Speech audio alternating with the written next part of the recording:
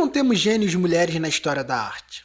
A resposta que hoje qualquer cidadão daria é que as mulheres foram apagadas da história e foram sempre impedidas de ocupar essa posição. Qualquer resposta diferente disso seria dada com muita cautela para não acabar soterrada debaixo de acusações de machismo ou misoginia. Daí eu encontro isso. There is no female Mozart because there is no female Jack the Ripper. Peraí.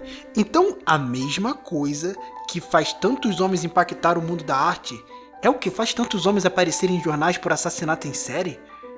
A resposta da Camille pode até não estar correta, mas ela é no mínimo intrigante. O que o Mozart e um serial killer têm em comum é algo que eu vou explorar depois. Primeiro eu quero entender o que faz do Mozart um Mozart. Quando você pesquisa a vida dos chamados gênios, como Nikola Tesla, Leonardo da Vinci e o Mozart, você encontra algumas coisas em comum. Um foco extremo, uma obsessão devastadora e uma tendência a se isolar. Camille fala disso em seu argumento. A necessidade obsessiva dos homens por criar, realizar, descobrir, como se a vida dependesse disso. São todos os homens que sentem isso? Eu diria que não como gênios, mas de alguma maneira sentem. Já as mulheres, é comum notar na mulher uma tranquilidade em apenas ser. Elas têm hobbies, interesses que se somam à sua identidade, mas nunca definem ela. Você pode ver pelos seus próprios olhos. Quem constantemente está tentando se provar? Homens. Por isso, tantas mulheres como a natureza estão sempre prontos para nos reduzir a garotos ou crianças. As mulheres sabem o que são. Elas menstruam e entendem que são um veículo da natureza, são um veículo da vida. No caso dos homens, a natureza os ignora. Os exilam as dúvidas sobre a sua identidade e o seu propósito. É a sociedade que toma os homens para si e os faz veículos dela. O homem precisa se provar. Não por uma necessidade rasa, besta e exibicionista. Ele precisa se provar porque se ele não provar do que é capaz, ele não é capaz de nada. O homem só é valorizado pelo sexo oposto, pela sociedade, por si mesmo, pelo que ele realiza. Você encontra casos e casos de mulheres talentosíssimas e apaixonadas por um trabalho, mas é perceptível uma moderação. Elas vivem, se conectam com outras pessoas. Raramente você vê uma mulher obcecada que sacrifica sem hesitar relacionamentos, maternidade e outros gostos por conta de uma realização. A mulher é e o homem se torna. Essa frase evidencia a diferença fundamental que existe entre os sexos. Na verdade, é um tremendo reducionismo dizer que isso se resume aos sexos. É uma diferença fundamental entre os dois princípios de expressão do universo, yin e yang, ou feminino e masculino para os menos íntimos. Os dois definem a dinâmica que vemos em tudo. Contrair e expandir, passivo e ativo, cooperação e competição, ser e se tornar. Você vai querer pensar que eu tô falando que um é coisa de homem e outro é coisa de mulher. Não, nada disso. Olha com mais profundidade. São princípios que expressam o universo como um todo, a sociedade como um todo, e um ser humano como um todo. Todos nós carregamos ambos dentro de si. Tanto homens como mulheres são, ao mesmo tempo, que se tornam. Contudo, quando vamos a um nível acima, no nível social, um homem e uma mulher formam a estrutura dual que constitui toda a sociedade. Nós não chamamos esses dois de masculino e feminino no Ocidente por um mero acaso. Isso não quer dizer que um homem é totalmente masculino e uma mulher é totalmente feminino. Como eu disse, todos nós carregamos os dois dentro de si. Inclusive, devemos fazer as pazes entre eles. A situação social de hoje não é perfeita, mas é incomparavelmente diferente da que era 300 anos atrás na época de Mozart.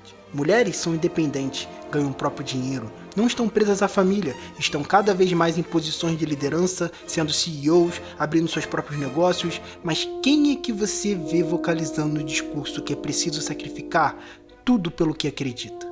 Quem diz dormir 2 ou 4 horas por dia para poder trabalhar mais?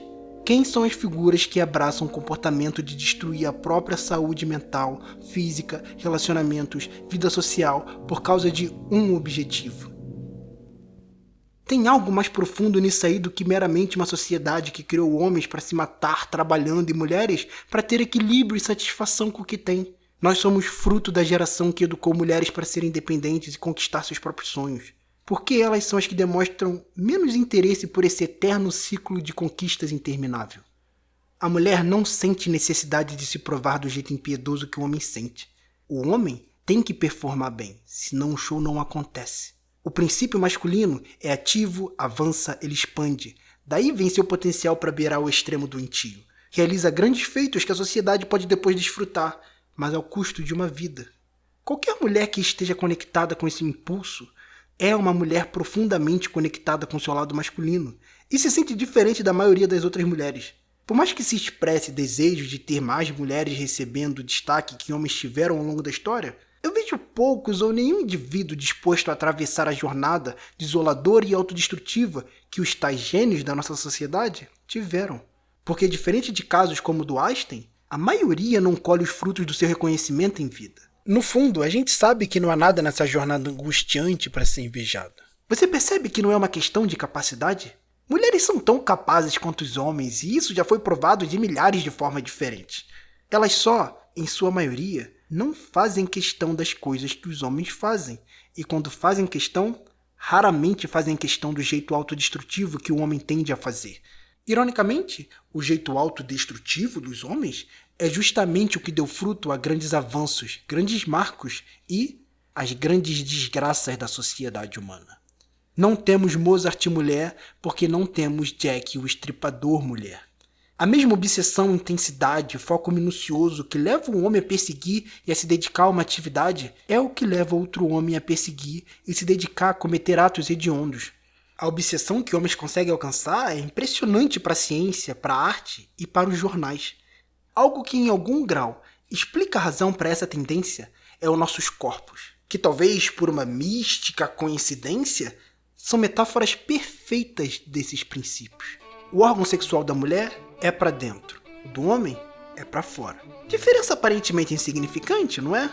Karen Horney diz que a incapacidade de uma garota ver a própria genital e a capacidade do menino de ver o seu é a raiz da grande subjetividade das mulheres comparada com a grande objetividade dos homens. O quanto a certeza delirante da maioria dos homens que uma objetividade total é possível não vem da nossa visão clara do Alfredo. A dificuldade da mulher em descobrir seu próprio corpo facilita ela aceitar a limitação do conhecimento como uma condição natural, uma grande verdade humana que alguns homens podem levar a vida inteira para descobrir. Genitalmente falando, homens são condenados a um eterno padrão de linearidade, foco, mira e direcionamento. O homem precisa aprender a mirar. Sem mira, urinar e ejacular ter mínimas sujeira juvenil de si mesmo e do seu arredor. Urinar e ejacular para o homem é um ato de se projetar, de ir além do próprio corpo. Já para a mulher, urinar é molhar o chão em que ela está pisando. O inconsciente agrupa e a consciência distingue. Mantendo esse mesmo padrão, a relação do homem com seu órgão é uma relação de distinção. Ele é outra parte do corpo do homem. Tem cabeça própria, corpo próprio e, popularmente, é também dotado de vontade própria. A internalização da genital feminina cria uma experiência de unidade da mulher com a laricinha. A certeza absoluta a respeito da própria genital do homem é a raiz do desejo científico obcecado por testar, validar e provar. A mulher tende a ser mais realista e menos obcecada, já que aprendeu a tolerar a ambiguidade e a dúvida em um grau diferente por não conhecer o próprio corpo. No sexo e na vida o homem é levado para além do próprio corpo, para além de si mesmo. Nós vemos isso se repetir no processo da gestação. Fetos machos começam seu desenvolvimento como fetos fêmeas, até chegar ao ponto onde a diferença do cromossomo Y anula esse processo e começa a masculinizar o feto. Ou seja, desde antes de nascer, ser masculino é ir além do feminino. Isso não é em nenhum grau ou forma algum tipo de superioridade. O ir além do masculino é no sentido de se exilar do centro da vida. Homens sabem muito bem que são exilados sexualmente. Homens caçam, buscam, avançam, eles vagam pela terra desejantes em busca de satisfação, sendo desprezados e nunca estão contentes. É um tanto intrigante como em torno do órgão masculino orbita objetividade, separação, clareza, concentração, e do órgão feminino orbita subjetividade, união, obscuridade, dispersão. Veja, seria ingênuo da minha parte dizer que a cultura não tem influência no comportamento humano. É óbvio que tem. Apenas me parece que a influência da cultura amplia características que se encontram na natureza humana. Uma questão simples que eu gosto de perguntar é: da onde surgiu a cultura? Ela veio do vácuo? Decidiram que homens caçariam, defenderiam o território e mulheres cuidariam dos bebês e do lar por acaso? A nossa natureza determina os caminhos que a nossa cultura explora. É claro que a nossa cultura explora bem menos caminhos do que a nossa natureza oferece. Contudo, assim como na natureza só sobrevive o que melhor se adapta, na cultura a mesma regra se aplica. Por que será que não temos rastros de nenhuma sociedade que manda as mulheres para a guerra e bota os homens para cuidar dos bebês? Não devemos impedir um indivíduo, seja ele homem ou mulher, de cumprir uma função diferente do que a sociedade espera. Mas não faz sentido esperar que homens e mulheres cumprirão as mesmas funções e terão os mesmos resultados, porque fazem as coisas do mesmo jeito. Corpos de machos e fêmeas humanos produzem hormônios em quantidades diferentes. E esses queridinhos determinam boa parte do nosso comportamento. Qualquer pessoa que já conheceu um cachorro castrado, uma mulher trans relatando os efeitos psicológicos da transição hormonal, ou até já viu uma história de homem sobre o efeito da trembolona, entende que uma coisinha tão ignorada como hormônios afeta consideravelmente a forma com que vemos e agimos no mundo. Será que até a tendência masculina, bem reconhecida para tomar riscos, também vai ser reduzida à construção social? O fato da mulher, por centenas de milênios de anos, ser o sexo que carrega outra vida dentro de si, e depois que essa vida nasce, ainda continua carregando ela por mais alguns meses, não influenciou em nada a tendência feminina de evitar riscos. Os homens só podem tomar riscos porque as mulheres tomaram posição de segurança. E as mulheres só podem tomar uma posição de segurança porque homens tomaram riscos. Assim como os indivíduos excepcionais da humanidade só puderam arriscar nas suas criações e descobertas porque os indivíduos comuns tomaram uma posição de segurança, e vice-versa. Espero que você tenha percebido que a minha ideia aqui não é dizer que os homens são melhores que as mulheres, ou que as mulheres são melhores que os homens, ou que os gênios são um grande trunfo da humanidade. Tudo isso é uma comparação irrelevante. Nós temos diferença. E foi justamente por explorar essas diferenças que a humanidade chegou onde chegou.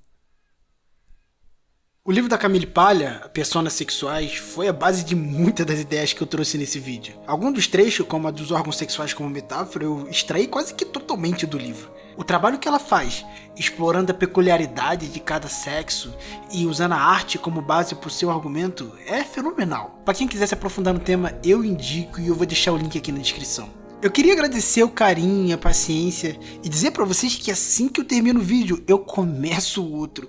Só que a pesquisa, o roteiro, a edição levam muito tempo, que pra mim sinceramente recompensam. E eu imagino que pra vocês também. Então, vejo vocês em breve e busquem conhecimento.